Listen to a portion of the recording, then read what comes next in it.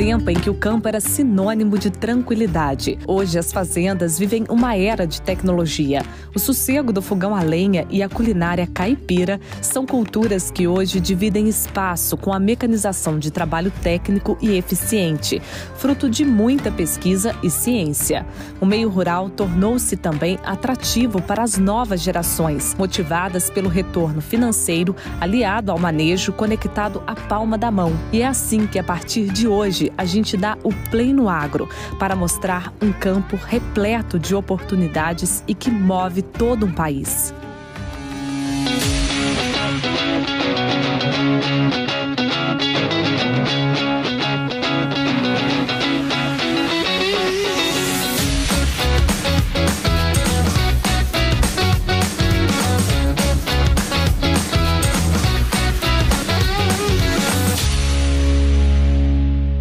Olá, eu sou Luísa Nogueira e a partir de agora vamos dar o Play no Agro. Este programa traz a força do campo com muita informação da cadeia produtiva do setor. Tecnologia, pesquisa, manejo e produtividade. O que faz a diferença para quem vive nas fazendas é notícia pra gente. E olha só, eu vou contar muitas histórias de sucesso de produtores rurais que são exemplo no agro. E tudo isso você acompanha comigo a partir de agora. Veja só o que preparamos para você. Nesta edição tem destaque para a cafeicultura que está em plena colheita. Vamos falar dos sabores. Pesquisador mostra como processos e técnicas da cafeicultura alteram o perfil sensorial da bebida no pós-colheita. O manejo ressalta potenciais dos frutos que chegam da lavoura. Para mim, a pós-colheita pode mudar, melhorar a qualidade do café. Vamos falar de campo e mercado, os números que impactam o setor. Isso que é o Brasil do agro, né? Todo mundo no passado pensava o Brasil um dia vai ser o celeiro do mundo e nós chegamos à posição de celeiro do mundo. Hoje nós abastecemos mais de 1 bilhão de pessoas no mundo e não temos ninguém para competir conosco. E a previsão do tempo para a semana que vai mexer com o manejo nas fazendas. O que realmente preocupa o produtor rural, o risco de geada.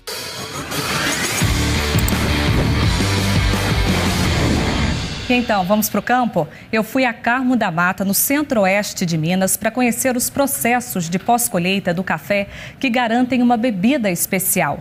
A fazenda utiliza várias técnicas que são fruto de muita pesquisa para conseguir a excelência na produção de café.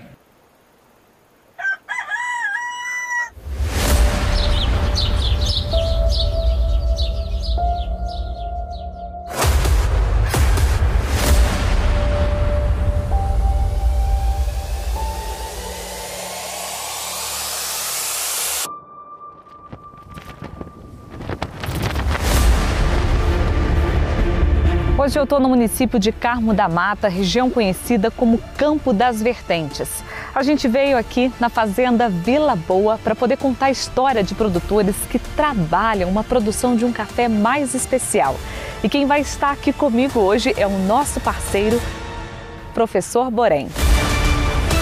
Todo e qualquer método de processamento pode produzir cafés especiais. Então, quais têm sido as estratégias da Fazenda Vila Boa e da Santa Rosa na produção de cafés especiais? O que vocês têm visto, o que vocês têm planejado, investido para aumentar a oferta de cafés especiais? Professor, a gente tem investido bastante em todos os processos que a gente tem aprendido aí em feiras com o senhor e em conversas com todo mundo do setor. Temos investido bastante em fermentação, tá? E deixando o máximo de mucilagem no terreiro sempre. Remexendo o terreiro o máximo de vezes, enfim, sempre tentando priorizar os processos e manter os processos em dia, tá? Sem erros. E lá na parte de secagem, na parte final também, mantendo os processos sempre bem alinhados, para não haver nenhum erro no processo de secagem desses cafés.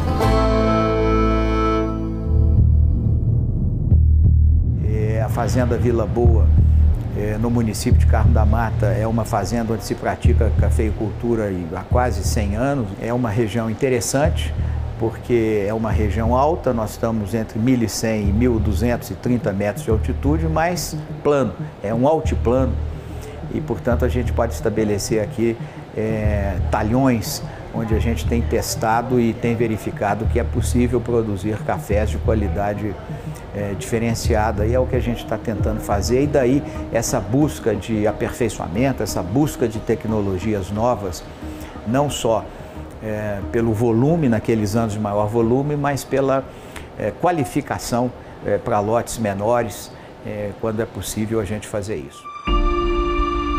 Aqui na propriedade o trabalho já está na 6ª geração, ou seja, vem sendo passado aí de pai para filho. O seu Rubens tem muito orgulho dessa história e aqui eles trabalham com sustentabilidade e com muita preocupação com todos os fatores que contribuem para a produção de um café especial. A nova geração, que é o meu filho, se a gente for falar na bisavó da minha mulher, nós estamos 1, 2, 3, 4, 5, na 6ª geração. Então ele também desenvolveu suas tendências por dedicar uma parte do seu tempo para o café e hoje, dedicando-se a isso em termos de comercialização internacional e de qualificação de cafés especiais, também ele se associa ao professor Borém naquilo que é hoje a menina dos olhos do professor Borém, até porque tem a parceria das suas filhas e sobretudo da filha Camila, que é a Borém Cafés Especiais. Isso foi algo que foi agregando, que foi crescendo, e a partir disso sempre veio esse desejo de levar também às outras pessoas esse afeto, esse carinho que pode ser gerado através dessa xícara de café. Então nós temos muita honra aqui, muito orgulho de estarmos associados como um dos fornecedores dos cafés para essa nova atividade do professor Flávio Borém. Eu escuto seu pai falar que a área de reserva aqui é muito acima do que a legislação normalmente exige, né? É verdade, é um valor importante. A gente tem mais ou menos 40% de mata preservada, é Mata Atlântica em sua maior parte, então isso é um valor muito bom. A gente gosta de, inclusive, falar com os nossos importadores que a gente faz questão de manter isso. A gente acha que isso gera muito valor, inclusive a gente tenta agregar nosso valor a partir das nossas matas. Como podem ver, estão por todos os lados.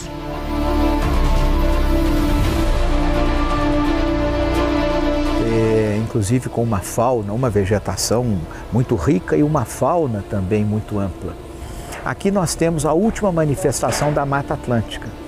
Portanto, para quem vem, como vieram os bandeirantes do litoral do Rio de São Paulo em direção ao interior do Brasil, nesse ponto eles deixavam a Mata Atlântica.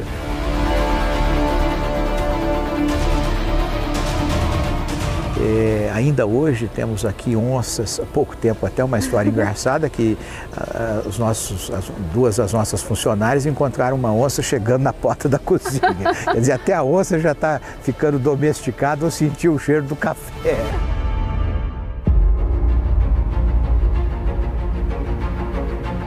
Existem muitas pessoas falando o seguinte, Luísa, a máxima qualidade do café é quando o café está maduro na planta. Eu discordo disso. Para mim, a pós-colheita pode mudar, melhorar a qualidade do café. Melhorar, eu preferiria dizer diversificar. Porque a pergunta é a seguinte: quem já tirou uma fruta madura e provou a bebida do café? É impossível, porque obrigatoriamente nós temos que secar o café.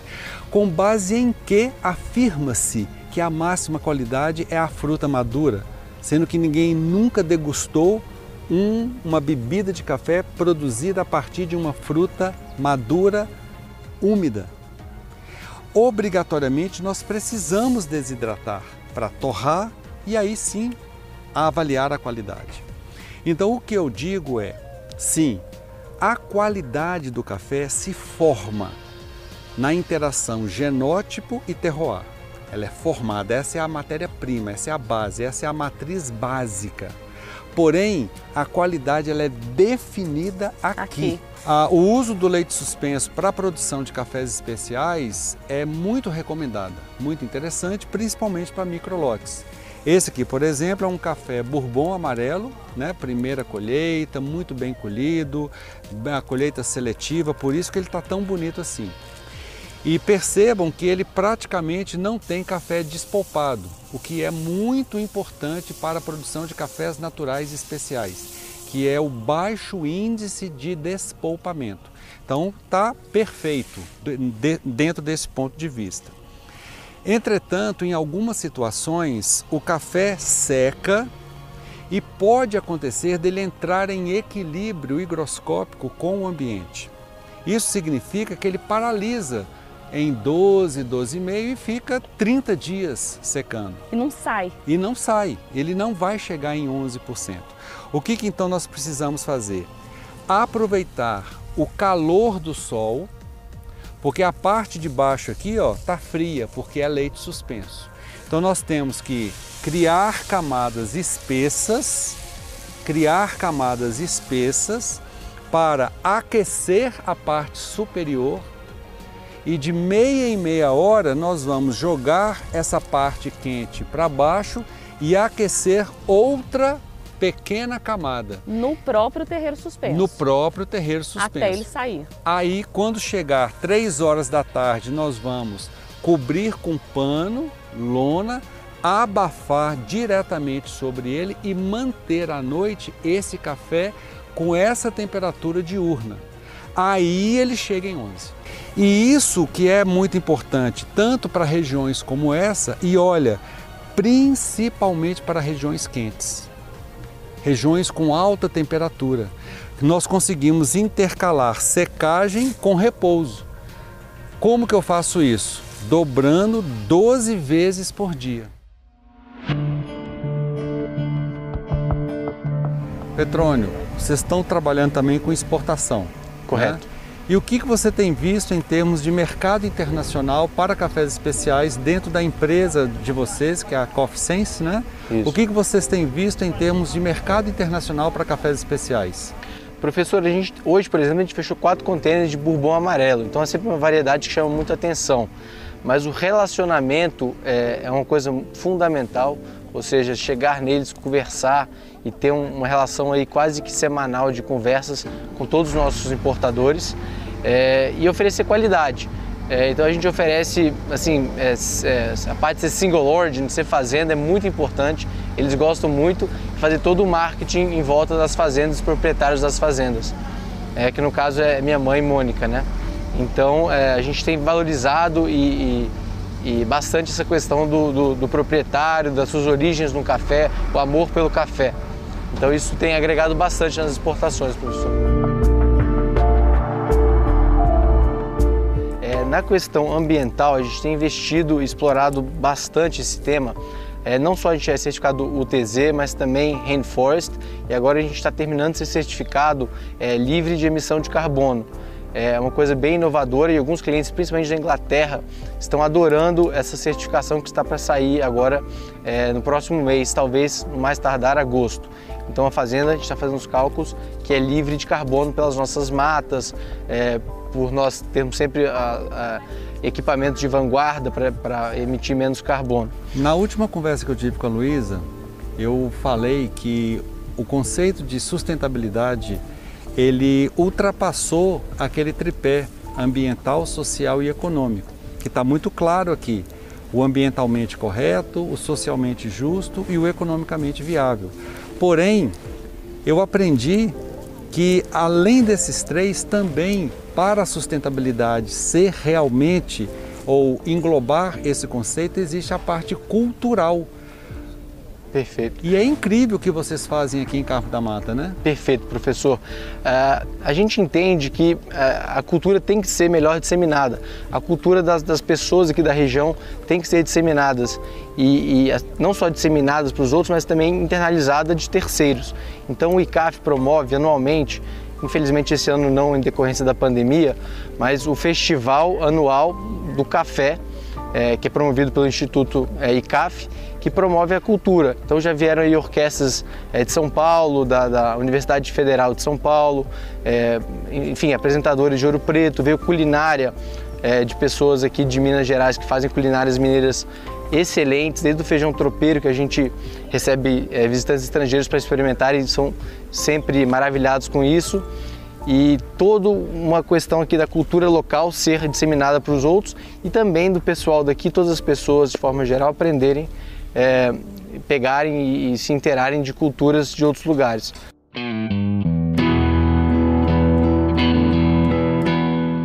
Todo e qualquer método de processamento pode produzir cafés especiais. O que varia é o perfil sensorial do que cada método de processamento resulta. E claro, que depende da interação genótipo-ambiente, que é onde a qualidade se forma. Porém, é aqui que a qualidade se define. Cada comprador, cada indústria, a partir desta avaliação padrão, vai criar as suas aplicações. E isso significa que o consumidor vai ter diferentes opiniões. Existe em muitas mesas, não uma unanimidade, mas uma maioria que prefere um certo café. E existem mesas, inclusive de concursos internacionais, que o café que ganhou o primeiro lugar fez assim, ó. Teve gente que detestou e teve gente que amou. Só que na média ele ganhou. Sim. Entende? Então essa é a beleza da análise sensorial. Isso não coloca em xeque a análise sensorial, muito pelo contrário, valida. Sim. Porque afinal de contas, quando nós decidimos a compra de qualquer coisa, seja ela para uso ou para nos alimentar, é pessoal. É pessoal. Não é?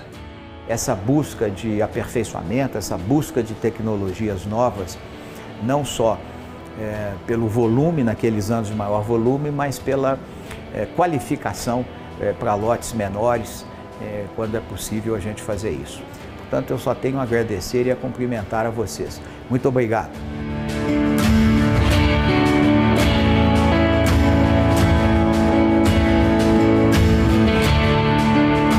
Vocês acabaram de acompanhar a história da Fazenda Vila Boa junto com o nosso parceiro Professor Borém.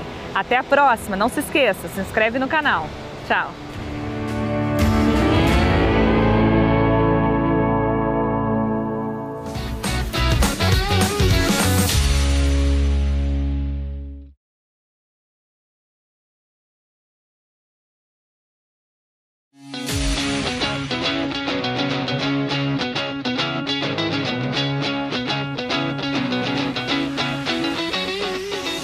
O Play no Agro está de volta e agora vamos de campo e clima. A meteorologista Amanda Souza traz para a gente as informações da previsão do tempo para a semana. Seja muito bem-vinda, Amanda.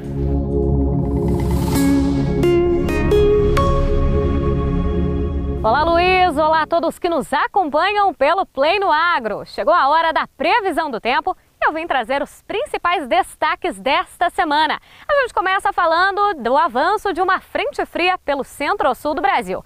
Mas essa frente fria, quando chegar na altura do sudeste, deve se afastar em direção ao oceano. Mas tem previsão de chuva. Tudo isso por conta da formação de uma área de baixa pressão atmosférica na costa da região sudeste. Essa chuva deve acontecer nesses próximos dias em Minas Gerais, mas ainda de forma pontual.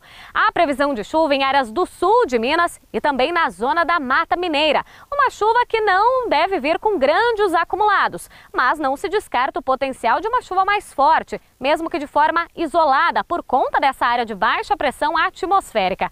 Já em grande parte do território mineiro, não há previsão de chuva. Tudo isso por conta de uma massa de ar seco que inibe a formação das instabilidades. Então, nessas áreas, principalmente no centro, no oeste e no norte de Minas Gerais, previsão de tempo firme, céu claro, pouca presença de nebulosidade. E agora o destaque é o frio, a queda acentuada na temperatura. Tudo isso por conta da entrada da primeira onda de frio de 2021 e a temperatura deve despencar nesses próximos dias em grande parte do centro-sul. Em Minas Gerais não será diferente. Temperaturas amenas, principalmente nas primeiras horas do dia. Teremos alguns recordes de menores temperaturas do ano, mas o principal, o que realmente preocupa o produtor rural, o risco de geada. Deve sim acontecer de forma isolada, de forma bastante pontual em áreas mais altas em Minas Gerais, principalmente no sul de Minas. E isso por conta dessa onda de frio, temperaturas que devem ficar abaixo de 4 graus. Mas vale ressaltar que se tiver a ocorrência da geada, será de forma isolada e sem grande intensidade. Então nada que deva preocupar tanto os produtores rurais, mas claro, a gente vai ficar de olho sim nessa queda de temperatura. Agora, falando das áreas mais secas aí em Minas Gerais, por conta dessa massa de ar seco, não tem chovido. Isso tem aumentado o número de focos de queimadas. Aliás, em Minas Gerais, desde o início do ano até agora, foram 1.200 focos de queimadas. Isso representa um aumento de 76% com relação a 2020. Então, Minas Gerais ocupa aí o 5º lugar no ranking nacional de queimadas. Até semana que vem.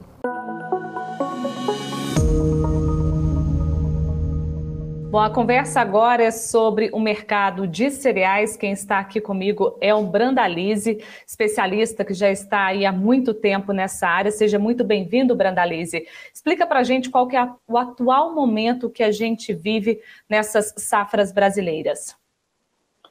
Olá, Luísa. Olá, amigos. Olha, a safra brasileira ela está passando agora por um período, vamos dizer assim, de crescimentos em produção e em faturamento para o produtor, né? Nós vínhamos em ciclos de cotações em queda, que começou lá no ano de 2013, quando as cotações chegaram aos níveis acima de 15 dólares lá em Chicago, depois só veio caindo até 2019, entrou 2020 nos menores níveis aí em mais de uma década. E depois de 2020, com o avanço da pandemia, a demanda de alimentos crescendo, automaticamente o Brasil cresceu também de importância. E agora nós estamos acomodando as cotações e patamares mais reais aí dentro dos níveis possíveis de exportação, que são patamares na faixa de 60 a 75 reais aos produtores. Ainda vão ser cotações muito boas no caso do milho, 140 a 150 no caso da soja. Então ainda o ambiente está bastante tranquilo, porque se a gente voltar um ano atrás, nós estávamos aí com cotações na faixa de 80, 90 para a soja, 40, abaixo de 50 para o milho. E esses patamares que nós estávamos no ano passado, dificilmente nós vamos voltar nos próximos anos. E esse espaço nosso aí, é só nós que vamos atender o mercado, né? E o mercado vem se abrindo cada vez mais, né? Não é só a China que compra no mundo, todo mundo só pensa na China, mas nós temos aí uns 200 países que importam grãos, no caso, principalmente. E temos menos de 10 países no mundo que são grandes exportadores desses grãos, e o Brasil é líder, então nós vamos continuar crescendo, e a safra de verão que vem pela frente vai ser boa aí também para os produtores, boas alternativas, tanto para soja como para milho, né? Ô Brandalize, agora eu vou te fazer uma pergunta, às vezes, do lado de um produtor de leite ou até de um consumidor, porque esses preços estão subindo cada vez mais e aí a gente vê o nosso custo interno ficando muito alto. Como que você faz essa avaliação, entendeu? Tanto para o produtor brasileiro, aquele que é o pecuarista, que precisa dessa alimentação para o gado, como também para o nosso consumidor, né? E agora tende uma acomodação, porque nós estamos entrando numa colheita de safrinha, vamos entrar numa nova safra de soja que vai crescer bastante, vamos entrar na safra de milho que vai crescer, e aí o produtor do grão tem a possibilidade do mercado de exportação e também tem o mercado interno que vai seguir com demanda forte. Então, uma fase mais de ajustes, vamos dizer assim, agora o mercado está atendendo um pouquinho mais para o setor de ração, beneficiar mais leiteiros, mais pessoal do suíno, frangos, e menos pressão de explosão de preços nos grãos efetivamente, né? Um momento muito bom, né, que a gente está vivendo no agronegócio, e a gente pode falar que o Brasil está nos dando orgulho nesse sentido, não está? Exatamente, isso que é o Brasil do agro, né? Todo mundo no passado pensava, o Brasil um dia vai ser o celeiro do mundo, e nós chegamos à posição de celeiro do mundo. Hoje nós abastecemos mais de 1 bilhão de pessoas no mundo, e não temos ninguém para competir conosco. Nossos produtos são mais competitivos em questão de valores, preços competitivos mais baratos, além de qualidade superior aos demais concorrentes. Então, nós somos imbatíveis nessa área e vamos continuar, né? O setor do agro é o mais competitivo que temos e temos espaço para continuar crescendo, né?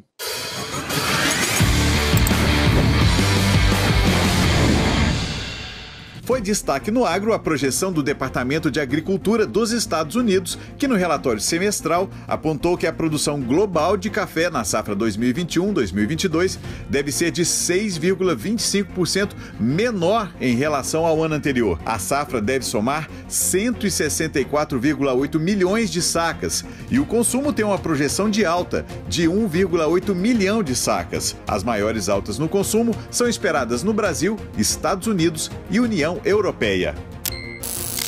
E o governo federal lançou essa semana o Plano Safra 2021-2022. O plano traz a liberação de 25,1 bilhões de reais em financiamentos para produtores agrícolas. O montante traz um acréscimo de 14,9 bilhões de reais em relação à temporada anterior e vem focado em agricultura sustentável. Os recursos do programa devem ser liberados a partir do dia 1º de julho. Outra novidade anunciada pelo governo federal foi o Plano Trienal do Seguro Rural, para o período de 2022 a 2024. O novo plano traz algumas alterações, entre elas atualizações de percentuais de subvenção ao prêmio do seguro rural, dos limites financeiros anuais por beneficiário e o aumento no valor desse limite por grupo. E foi revisado para 2,6% a previsão de crescimento do Produto Interno Bruto, o PIB do setor agropecuário este ano, pelo Instituto de Pesquisa Econômica Aplicada, o IPEA. A nova previsão também indicou avanço de 2,7% para a produção vegetal e de 2,5% para a produção animal. Mas o IPEA também alertou que a crise hídrica pode prejudicar mais do que o previsto na produção vegetal e na pecuária, já que existem incerteza quanto à oferta e à demanda. E no próximo programa você vai ver. Eu visitei uma fazenda no município de Carmo de Minas, na Serra da Mantiqueira, para um bate-papo revelador com o rei da exportação de cafés especiais. Ele produz grãos com pontuações elevadíssimas para comercializar a saca com um preço até 5 vezes maior do que o pago pelo mercado convencional. Tchau. Incrível. Muito legal. O que é isso aqui? Luísa, quando as pessoas falam de fermentação, é importante a gente dizer que fermentação não é simplesmente começar da noite para o dia. Fermentação tem que ser estudada, fermentação tem que ser trabalhada. E aqui é o resultado da fermentação, num projeto aqui da fazenda. Nós temos a nossa própria levedura. E nós selecionamos essa levedura aqui de um café de alta qualidade que a gente queria. E nós chegamos nesse café aqui, nessa levedura que está aqui. E ela está sendo mantida através de alimentação, checagem de pH, de Brix, desde o ano passado. E eu vou abrir em primeira mão para você aqui, ó, para você sentir o aroma. E eu quero ver a sua reação.